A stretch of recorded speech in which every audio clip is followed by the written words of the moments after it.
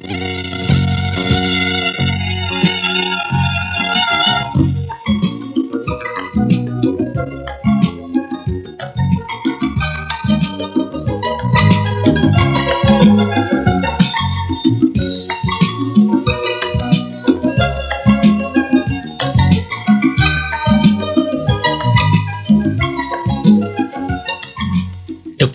Penerangan Republik Indonesia, Direktorat Penerangan Rakyat Proyek AFA, mempersembahkan slide suara dengan judul Pangan dan Perbaikan Gizi.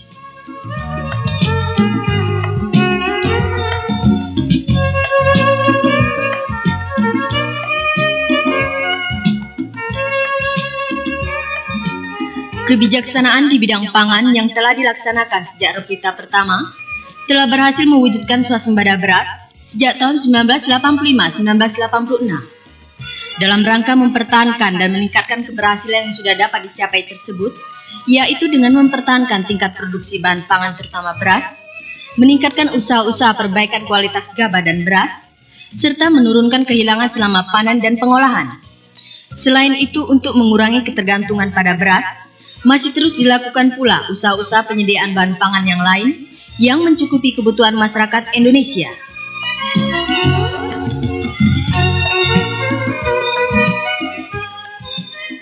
Keberhasilan mewujudkan swasembada beras dan peningkatan penyediaan bahan pangan lainnya membawa dampak positif terhadap perbaikan gizi masyarakat pada umumnya.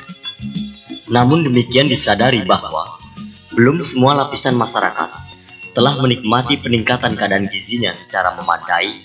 Oleh karena itu, kebijaksanaan di bidang pangan tetap dikaitkan dengan upaya perbaikan gizi.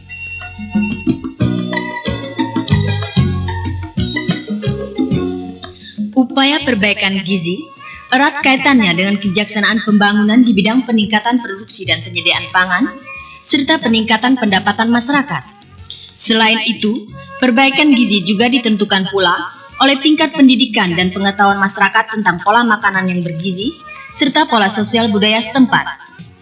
Keadaan gizi dapat diukur dengan tingkat konsumsi pangan penduduk dan angka-angka penyakit kurang gizi utama yang ada, misalnya kurang kalori protein, kurang vitamin A, kurang zat besi, gangguan kurang zat yodium.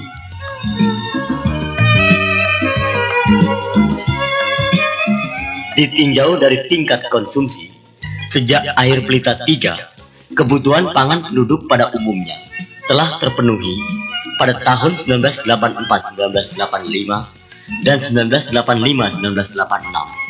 Meskipun relatif masih kecil, telah terjadi peningkatan konsumsi per kapita per tahun atas beberapa jenis bahan pangan, yaitu kedelai, ikan laut, daging, telur, susu, kelapa, dan gula pasir. Sedangkan jumlah energi atau kalori dan protein per kapita per hari tetap seperti keadaan pada akhir Pelita 3, yaitu telah melebihi kecukupan gizi rata-rata penduduk dengan komposisi sumber energi terutama dari beras, jagung, dan ubi kayu 70%. Sumber protein tahun 1983-1984 62% konsumsi beras dan jagung serta ubi kayu, 11,2% dari kacang kedelai dan kacang tanah, 10,7% dari ikan, daging, telur dan susu. Tahun 1985-1986 60% beras dan jagung, 15,5% dari kacang kedelai dan kacang tanah, 12% dari ikan, daging, telur dan susu.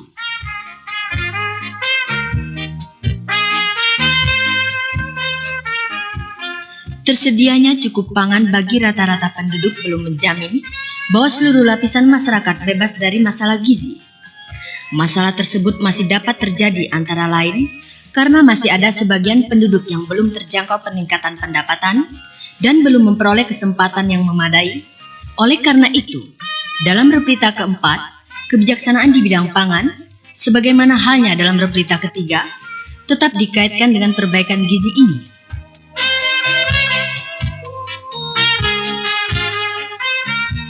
Program perbaikan gizi dalam tahun 1986-1987 merupakan kelanjutan program tahun-tahun sebelumnya, yaitu berupa kegiatan-kegiatan penyuluhan gizi dalam usaha perbaikan gizi keluarga, sertifikasi bahan pangan dan gizi di beberapa daerah rawan pangan.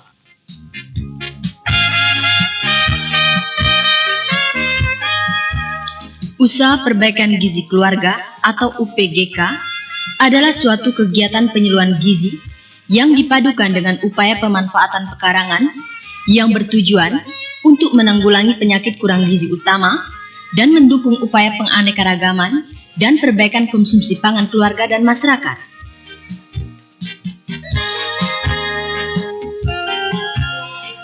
Penanggulangan penyakit kurang gizi utama, khususnya kurang kalori protein, kurang vitamin A, dan anemia gizi, adalah bagian penting dari upaya untuk menurunkan angka kematian bayi dan anak balita.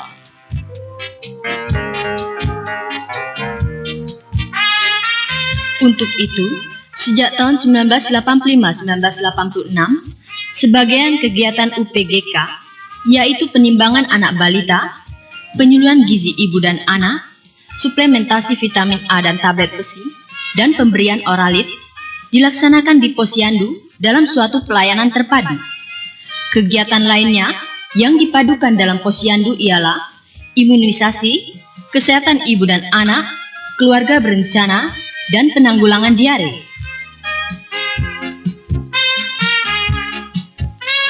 Posyandu merupakan pengembangan dari pos penimbangan dan taman gizi di pedesaan yang dalam Replita ketiga dan 4 telah bertambah dan tumbuh dengan pesat di pedesaan, dibentuk dan dikelola oleh masyarakat sendiri. Dalam tahun 1986-1987, desa yang melaksanakan UPGK bersama swadaya masyarakat telah berjumlah lebih dari 43.000 desa dengan sekitar 133.000 posyandu. Hal ini berarti bahwa tiap desa rata-rata telah mempunyai 3 posyandu dengan jangkauan pelayanan kurang lebih 12 juta anak balita.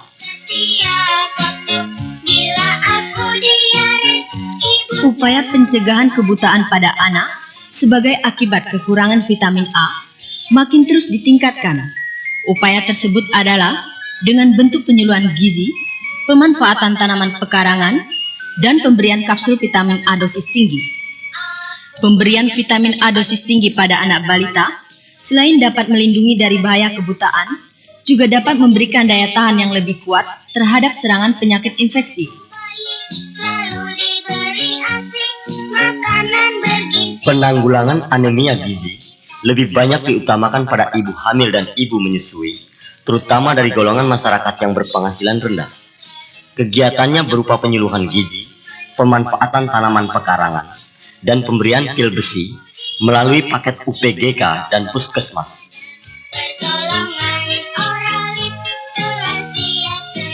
Gangguan kurang yodium dapat menyebabkan penyakit gondok endemik dan kretinisme. Gangguan kurang yodium disebabkan selain karena air dan tanah yang miskin akan zat yodium, juga karena faktor rendahnya tingkat sosial ekonomi penduduk di daerah-daerah terpencil dan di pegunungan. Upaya penanggulangannya masih tergantung pada penyuntikan preparat yodium yang didukung oleh peningkatan konsumsi garam beryodium.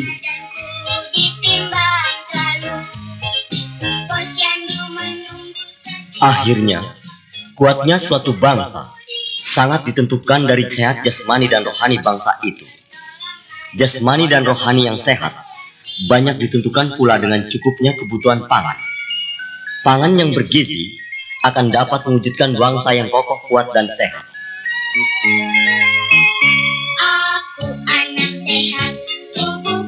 Sekian dan terima kasih.